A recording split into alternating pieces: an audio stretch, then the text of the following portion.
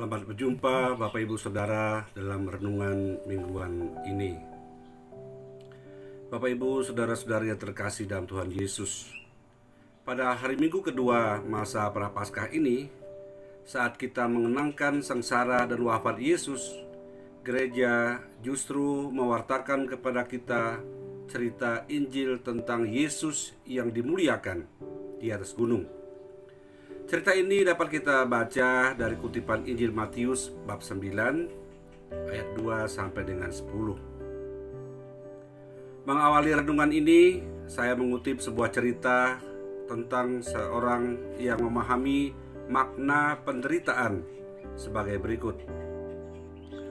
Pada suatu ketika, ada dua orang Yahudi mendatangi seorang rabi. Rabi itu pemimpin agama orang Yahudi di sebuah dusun kecil untuk meminta nasihat. Mereka berkata kepada rabi itu, "Orang-orang bijaksana di kampung kami selalu mengajarkan bahwa kita harus selalu bergembira, entah kita menerima kebaikan atau pengalaman pahit dari Allah. Sekarang katakanlah kepada kami, bagaimana mungkin hal itu dapat kami lakukan?" "Baiklah, saya akan katakan kepada kamu," jawab sang rabi. "Pergilah ke ruang atas dan temuilah seorang rabi tua yang biasa menghisap cerutu. Dia akan memberikan kepada kamu jawaban atas pertanyaan itu." Kedua orang itu pun naik ke ruang atas menemui rabi yang dimaksud. Ternyata sang rabi yang pensiun itu sudah lama mengidap penyakit kronis yang tidak tersembuhkan. Mereka lalu menyampaikan persoalan mereka kepadanya. Sambil tersenyum dan meletakkan cerutunya di atas meja, rabi tua itu menjawab, "Kamu mestinya mencari orang lain untuk menjawab pertanyaan itu. Saya sendiri sebetulnya tidak berada dalam posisi untuk menjawab pertanyaan itu, karena saya sendiri tidak pernah merasakan pengalaman pahit yang datang dari Allah." Kedua orang itu terheran-heran karena mereka tahu bahwa rabi tua itu sedang menderita penyakit kronis. Namun akhirnya mereka bisa memahami bahwa penderitaan tidak selalu harus berarti buruk atau tidak baik. Nah, saudara-saudari, habis ceritanya sampai di situ. Bapak, Ibu, dan saudara-saudari yang dikasihi Tuhan Yesus, liturgi pada hari Minggu kedua Prapaskah mewartakan pada kita cerita Injil tentang Yesus yang dimuliakan di atas gunung. Hal ini terasa agak aneh. Mengapa gereja justru memilih bacaan yang berisikan kegembiraan dan sukacita seperti ini pada masa puasa ketika kita merenungkan penderitaan Kristus? Apakah keduanya, yaitu kegembiraan dan sukacita, merupakan suatu hal yang saling bertentangan?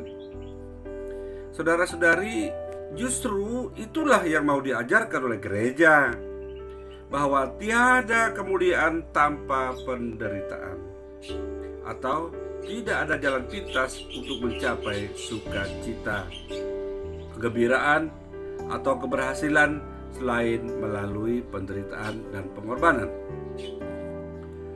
Peristiwa Yesus dimuliakan di atas gunung, atau lazim dikenal sebagai peristiwa transfigurasi, terjadi sesudah Yesus memberitahukan untuk pertama kalinya penderitaan yang berat yang sebentar lagi dialaminya.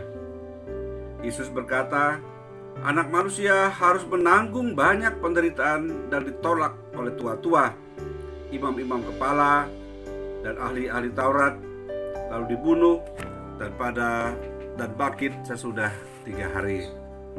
Pada saat yang sama, Yesus juga menyampaikan kepada murid-muridnya peringatan dan persyaratan yang keras. "Setiap orang yang mau mengikuti aku, ia harus menyangkal dirinya, memikul salibnya, dan mengikuti aku." Penderitaan dan cinta Allah tidak bertentangan. Kenyataan bahwa kita menderita sama sekali tidak berarti bahwa Allah tidak mencintai kita. Yesus sudah menunjukkan hal itu. Kenyataan bahwa ia menderita dan mati di kayu salib sama sekali tidak menunjukkan bahwa Allah tidak mencintainya. Kita mungkin bisa mencontoh sikap rabi dalam cerita tadi. Sekalipun ia menderita penyakit kronis, ia masih bisa berkata, "Saya sendiri tidak pernah merasakan pengalaman pahit yang datang dari Allah." Penderitaan tidak selalu jelek. Hal itu sangat bergantung kepada sikap kita menerima atau menolak penderitaan tersebut. Bapak, Ibu, saudara-saudari yang dikasihi Tuhan Yesus, melalui kitab Kejadian dalam bacaan pertama minggu ini, kita mendengar bagaimana Abraham berhasil mengatasi cobaan iman. Ia menderita secara batin untuk mengorbankan anaknya yang tunggal. Bagaimana mungkin anak satu-satunya sebagai penerus yang lahir dari pasangan tua itu, Abraham dan Sarah, harus dikorbankan kepada Allah? Terus, bagaimana dengan janji Allah kepada Abraham bahwa ia akan mempunyai banyak keturunan? Ketika Abraham membawa anaknya Ishak untuk dikorbankan di Gunung Moria dalam perjalanan tersebut, apakah Allah menghentikan Abraham di tengah perjalanan ke atas Gunung Moria itu, bahwa Allah telah melaksanakan kehendaknya? Tidak, saudara-saudari. Apakah Allah menghentikan Abraham ketika ia mengumpulkan kayu-kayu dan ranting-ranting untuk kurban persembahkan bagi anaknya itu? Tidak. Apakah Allah menghentikan Abraham ketika Abraham membangun mezbah untuk menyembelih anaknya? Tidak. Apakah Allah menghentikan Abraham ketika Abraham mengikat anaknya untuk dikurbankan? Tidak, saudara-saudari.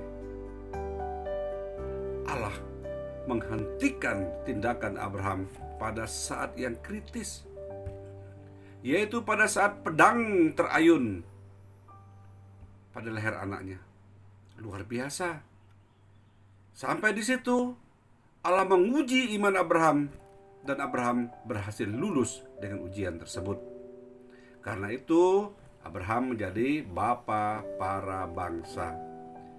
Mari saudara, kita belajar beriman seperti Abraham, sambil melewati penderitaan kecil-kecil yang kita alami sehari-hari, sebagai sarana bagi kita untuk sungguh-sungguh beriman dan mengandalkan Allah dalam hidup kita.